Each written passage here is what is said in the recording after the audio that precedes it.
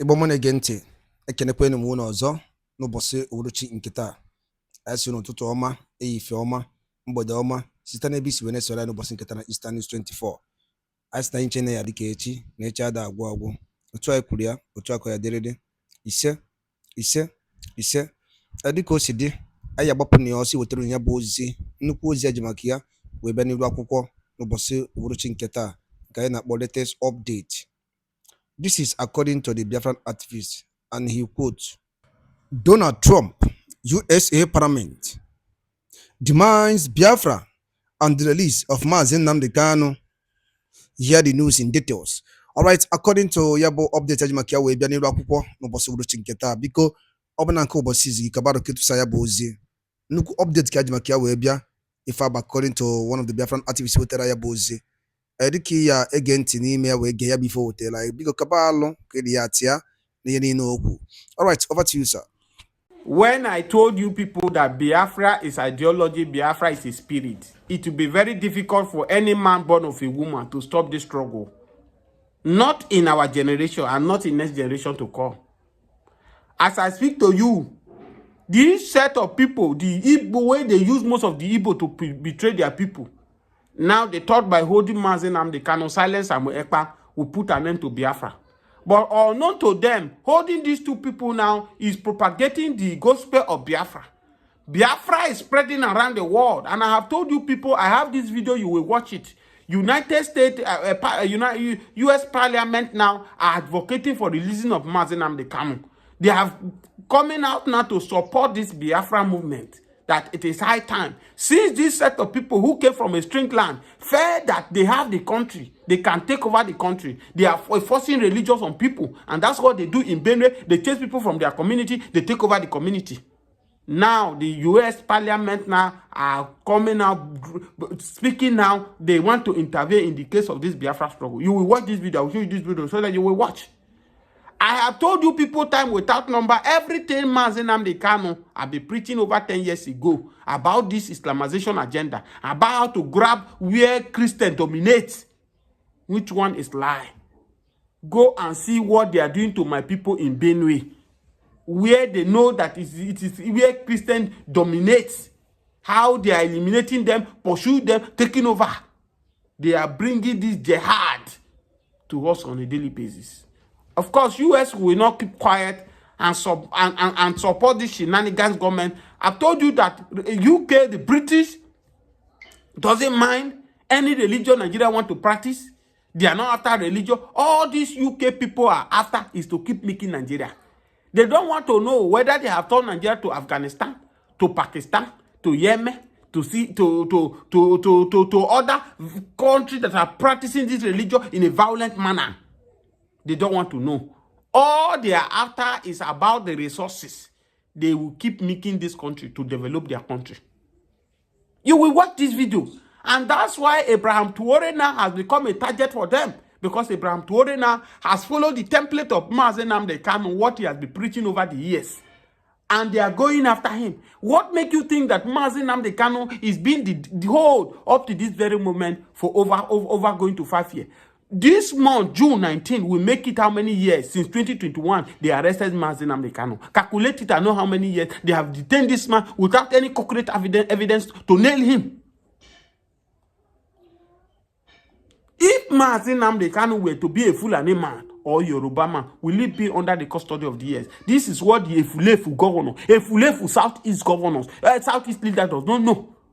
No matter if you have a madman, whoever you have, maintain it, because a day that he or she will be needful is coming. They don't know the needful of Nnamdi Kanu. And that's why we, the middle better, I wish we have somebody like Nnamdi Kanu who will stand to defend us in time of like this. Gowon allowed the British people to brainwash him, to use him to fight Biafra war. Today he has forsaken us from the middle belt and he has run to UK for his dear life.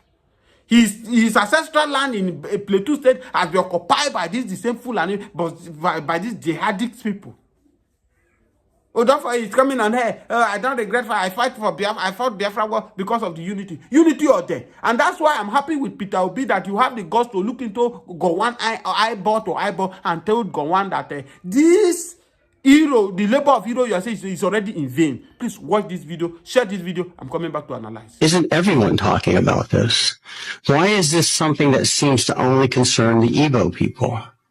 Why don't we know about this injustice? Because I submit to you, there is no greater injustice right now on this planet than the continued unlawful incarceration of Nnamdi Kanu. Now, it's easy to say unlawful, and I'm a lawyer and I often say it. But in this case, we have not one and not two, but three separate panels, judicial panels, that have said his arrest, his rendition, and his continued incarceration are absolutely illegal. Not because it's not a good idea, not because we don't like it, not because he's the leader of our people or a leader of people that we favor. The Nigerian courts applying Nigerian law made that determination not once, but twice. You have two court judgments. It's so obvious that said he must be released immediately. He must be returned to his place of citizenship, which is Britain, and he must be paid 1 billion naira. Or 500,000 naira, depending on the court. The United Nations has looked at this case and determined that there are rampant, gross human rights violations, and they demand the immediate release. So Mazi Nnamdi Kanu represents, just as Nelson Mandela represented his people, Mazi Nnamdi Kanu represents over 50% more people, 42 million as opposed to 28 million.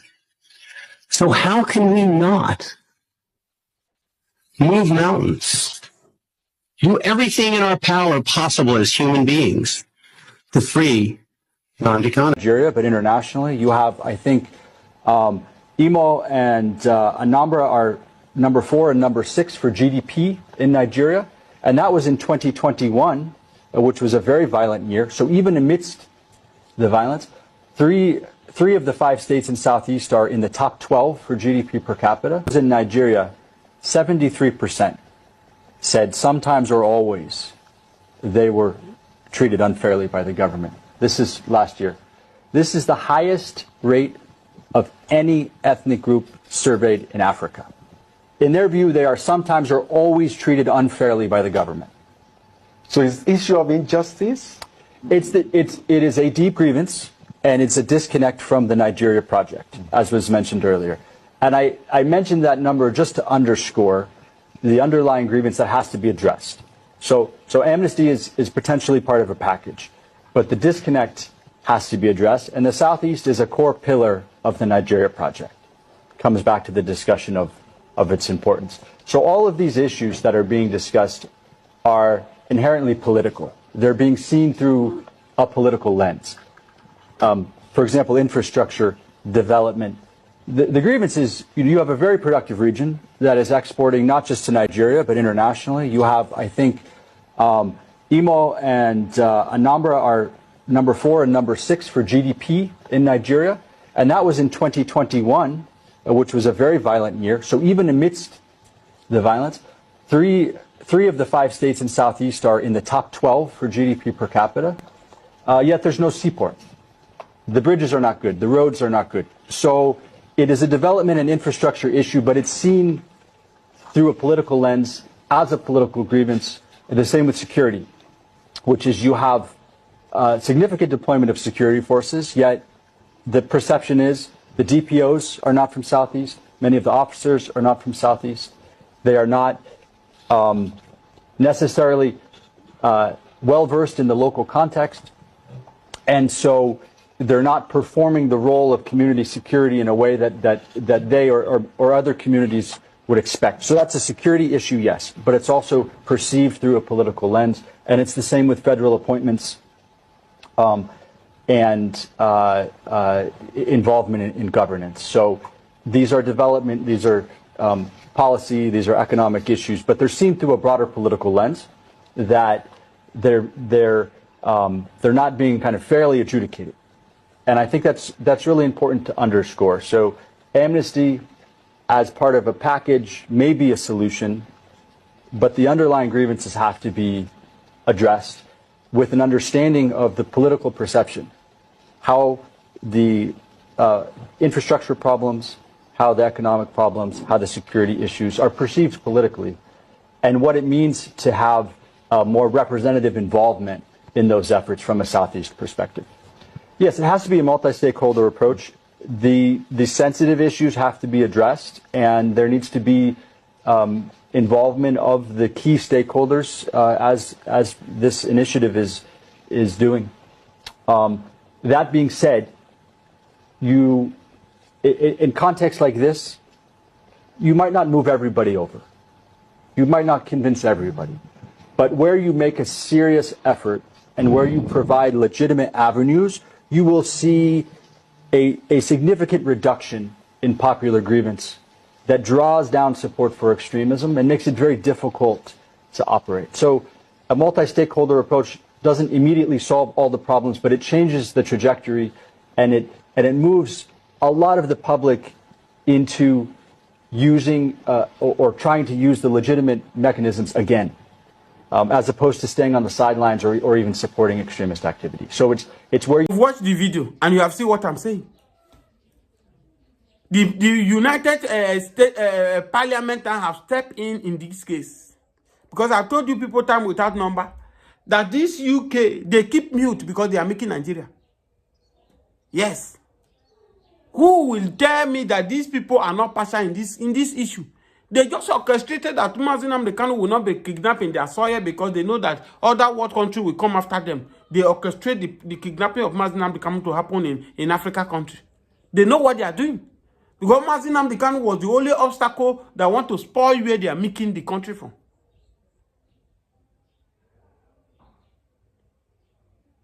It is these Igbo leaders who are seeing this thing. I don't even blame them. I've told you people time without number. Not that somebody bear chief or kafo, bear any other name you see in Igbo that means he's a Igbo. Most of them have been planted from long time ago to carry their aims in Biafra land. And they are the governors today or past governors. You see the atrocity they've done to the Southeast. Southeast, when we were growing up, Southeast was one of the safest places in Nigeria to live. They accommodate strangers. This hospitality in them is top notch. Today, they have used these people, these Fulani people are planted to become the leader, the governors in the Southeast, have turned Southeast up and down. That's why they quickly ran to court to go and prescribe IPOP as a terrorist organization, so that the world will see that it is not only them that is causing violence, so that the world will shift their attention from their side that is jihad that is happening. These are tactics they use Buhari government to do in his government. Today, these Fulani headmen that are moving from one region to another, buying people, do all sorts of things. Are they not aware? They are not aware of what they are doing. They quickly ran to court to come and got judgment about IPOP as a terrorist. My greatest joy today that there's no any country in the world that regards IPOP as a terrorist organization. Please share this video. Share it, like and comment. Breaking news, Biafrans all over the world, the lovers of good things. As I am speaking to you, Benjamin Netanyahu, Prime Minister of Israel, is coming to Biafra land. Benjamin Netanyahu, the Prime Minister of Israel, is coming to Biafra land. Finally, I will show you the video. The video is here. Benjamin Netanyahu say, we are Jews. I am going to Africa to rescue the Jews. I will show you the video. Please, as you watch this video, share this video massively. Share it. Share this video massively. I've told you people, you see all these Southeast leaders who felt maybe probably because of governorship, senator, because they want to fulfill their ambitions, they are selling their right out. They will regret it. No one said you cannot contest. We are still in Nigeria. Alesoti is a governor of Abia today, and the Biafrans all over the world are loving what Alesoti is doing. Have you seen anyone so far now that have come and criticized Alesoti? Have Alesoti now turned himself to the enemy of Biafra? Did Alessandro deny his origin that is not from Biafra? He's a politician, a Nigerian politician. But in as much as a Nigerian politician, he knows where he's coming from. My people, where I came from, make a parable. If you don't know where you are going, you should be able to know where you are coming from. But the problem of these Efulefu Southeast leaders, some of them who have sold their right to the Fulani men, they don't know where they are going and they are forgetting where they are coming from. That's why I call them Efulefu. They should better realize their mistake before it's too late. I say the Biafra now, the stage Biafra are now is about to take the crown. Nnamdi Kanu have taken the cross. And after you have taken the cross, what next is to take the crown? Biafra now is almost getting his crown because the world is recognizing Biafra faster and faster. If you visit the videos of Nnamdi Kanu for the past, he have said it. This is no longer a string to him. And that's why a lot of people might be frustrated in the struggle. A lot of people might lose hope. A lot of people might... He knew he has prepared for the raining day. Nnamdi Kanu prepare for the raining day. Have you ever heard him called, oh, I'm not the one that formed Biafra? Have you ever heard that he denied that I'm not the one that formed IPOP? He faced them one-on-one, told them that I formed IPOP. This is the reason I formed IPOP. I registered IPOP. I do this. I established ESM. He said it. He did not deny it. And he said the fact, the reason he did it, that Nigeria constitution is not against it. And that's why you see it that it's difficult for Nigeria government to nail this man. I will show you people the video where Benjamin Netanyahu is coming to Biafra land. If Nnamdi Kanu did not pay this ultimate price, do you think it will be possible? Whether you like it or not, the issue that is still going on in Finland right now over Samuel Ekpa is another way of advertising Biafra to the world. And that's why I've said that Buhari advertised Biafra to the world without getting 1 naira. With him, he thought he's punishing Biafra. He thought that hatred he had for Biafrans. Then he want to finish it, or knowing to him that he want to sell Biafra. You want to advertise Biafra free of charge. The atrocity these people have done, most especially Buhari government visiting it, you know that this man hate Biafrans to the core. Watch this video. Don't go away. Watch this video. I'm coming back. Expression of a simple truth. Israel is coming back to Africa, and Africa is coming back to Israel. I believe in Africa. I believe in Africa. I believe in its potential, present and future. It is a continent on the rise. Its people are diverse and talented. I've made strengthening our relations one of our top priorities, national and international priorities of the State of Israel. It's the reason I became the first Israeli Prime Minister to visit Africa in decades. Well, one thing I can assure you, it won't be decades until an Israeli leader visits Africa again. It won't be 5 years, it'll be a few months. Africa and Israel share a natural affinity. We have, in many ways, similar histories. Your nations toiled under foreign rule. You experienced horrific wars and slaughters, and you are still fighting to get out of the past into the future valiantly, in efforts that I deeply admire. With determination and conviction, you won your independence. You healed the wounds of the past to chart a future of hope for your people. This is very much our history. Our people, too, were denied independence for far too long. Our people, too, suffered the indignity of bondage, slavery, and dispossession. Our people, too, experienced unimaginable horrors of mass death and genocide. But we never, ever gave in. We fought for our independence and won.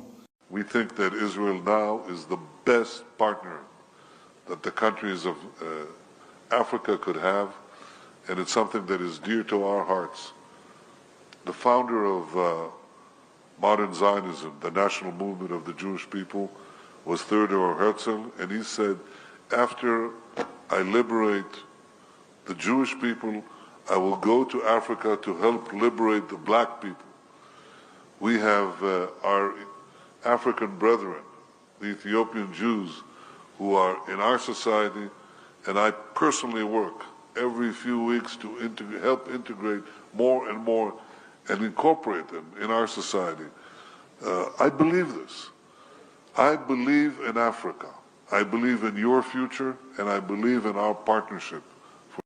I believe that Israel still continues with this path of supporting its friends, its allies, its family. And just like we did that in 1967, Israel supports and does what it can. I did hear that Mr. Kanu was in Israel, in Jerusalem, before he was abducted and disappeared from the public's eye. And this is the most important thing that I want Biafrans to take from this discussion, that Israel, we stand with you guys. And although the cause of Biafra is not very familiar with the world and with Israelis, I want to say that, because of my activity, because of what I do, more and more Israelis are hearing about the cause of Biafra each and every day. So yes, we do stand with you. I want you to know that. Very against the Igbo population. They had massacred them in 1967 in the Biafra War, and still there's persecution till this day. So we knew coming into Nigeria, we're not here to get involved with the politics, but we're here to tell the story of a population that many in the government experience or think of them as their enemies. So we land in Which is getting involved in the politics. Well, we're not here to play politics in Nigeria. We're just here to say that no agenda. There's connection. Yes. Yeah.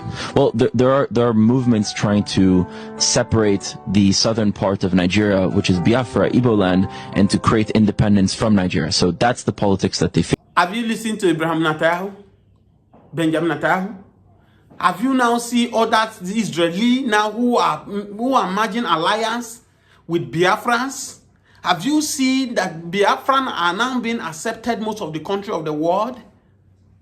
It's to tell you something is going wrong.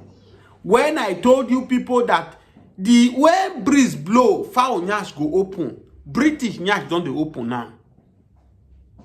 British are the problem we are facing in this country. Fulani is not the problem of Nigeria. The problem of Nigeria is these British who are using them, so that they will keep making this country. And that's why they keep mute. They don't allow. Whatever these Fulani headmen are doing is none of their concern. Because the more these people are kidnapping, before there is the news of killing in Benue, in Tarawa, in Plateau, the more these people are sucking Nigeria. Nobody is aware of their evils they are doing. As I have said it time without number, if these Efulefu leaders in the southeast will wake up one day, if what has been done to the Igbos is half of it is done to the Yoruba, this country will have divided long time ago. I've said most of the things this government, the Nigeria government, especially under Buhari government, did to Igbo, marginalizing Igbo right from the time of after Biafra war. If they did half of it to the Yoruba, this country will have not been one today. Does it mean that these ones, all in the name of power, they want to become governor, they want to become this, they are deaf to what is happening? Why can't they stand up and speak? Shebi under Buhari government, next week today that become the emperor now, he stood, he was challenging Buhari. Nothing they fit one. Nothing. Nobody go buy you. Speak, you want to speak. And that's why it now look as if it is only this few Abia politicians that have got. We have Senator Abaribe who have paid his due in this issue of Nnamdi Kanu struggle. He has paid his due. Senator Abaribe has paid his due.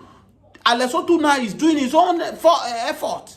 Where are the remaining Igbo politicians? Does it really matter where the struggle, who win the struggle? The most important thing that win what you want. Get what you want. Unlike somebody like Oji Kalo, the rest of them, who are busy galvanizing singing praise of Bola Ahmed Tinubu. A man who have came, who did not respect equity. That's why God will continue blessing the soul of Ayo Adebanjo. Allow Igbo man to be a president who make them to that they belong to this country called Nigeria. But intentionally they are deleting Igbo out of this country. And I've said it time without number, no Igbo, no Nigeria. And that's why they are finding it difficult to allow the Igbos to go. No Igbo economy cannot move forward. That's why you see all this abragadaba they are doing. Economy reform, renew hope. Where is the renew hope? Where is the economy reform? No Igbo, no Nigeria. If you place Igbo man in the head of the economy, you will see our economy will blossom again. You will see our economy will shine again.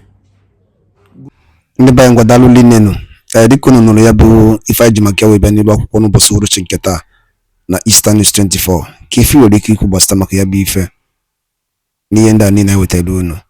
Ọ ya amasị anyị na onye ọbụla drọpụ is on the action ka ife ifu nche n'ụdị nke unu nwa na ka emesịa